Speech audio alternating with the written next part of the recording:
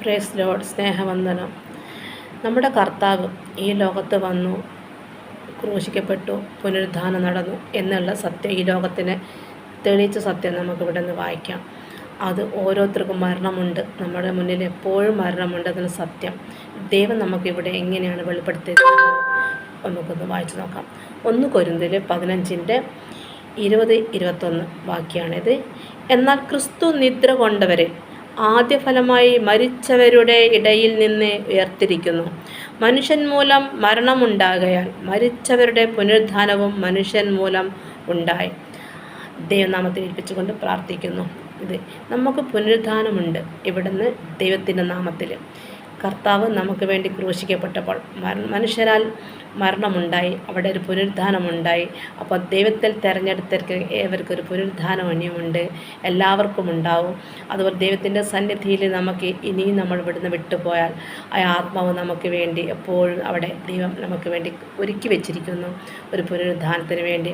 അപ്പോൾ ആ ദൈവത്തിൻ്റെ സാന്നിധ്യത്തിൽ ഈ ലോകത്തിന് ആധാരമായി കാണിച്ചു തന്നത് ഏകമരണം, ദൈവത്തിൻ്റെ മരണം. അത് ആദ്യ ഫലത്തോടെ നമുക്ക് ലോകത്തിന് വെളിപ്പെടുത്തി കൊടുത്തത് സത്യം ദൈവത്തിൻ്റെ അടുത്ത് കർത്താവായ യേശു ക്രിസ്തുവാണ്. അപ്പോൾ അത് ഇവിടെ വേറൊരു വാക്യത്തിൽ പറയുന്നുണ്ട്, എങ്ങനെയാണ് ആ ദൈവത്തിൻ്റെ മരണം ഏത് തരത്തിലാണ് ആ ആത്മാവ് ഏൽപ്പിച്ചതെന്ന് നമുക്ക് നോക്കാം. സ്തോത്രം. ലൂക്കോസ് 23 46 വാക്യം ഇങ്ങനെയാണ് പറഞ്ഞത്.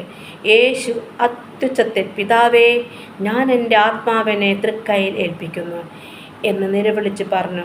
ഇത് പറഞ്ഞിട്ട് പ്രാണനെ വിട്ടു. കണ്ടോ?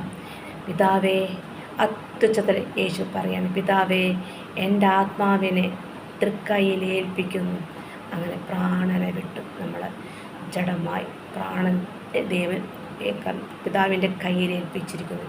അതുപോലെ ദൈവത്തിൻ്റെ രാജ്യത്തിലാക്കി ആ പ്രാണനെ എടുക്കുവാൻ നമ്മളെ ദൈവത്തിൻ്റെ സന്നിധി നമ്മൾ ഇവിടുന്ന് പുനരുദ്ധാനം നമുക്ക് വേണ്ടി യേശുവിൻ്റെ നാമത്തിൽ നമുക്ക് ഒരുക്കി വച്ചിരിക്കുന്നു.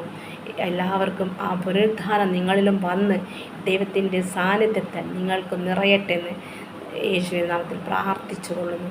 ഏവർക്കും സ്നേഹവന്ദനം.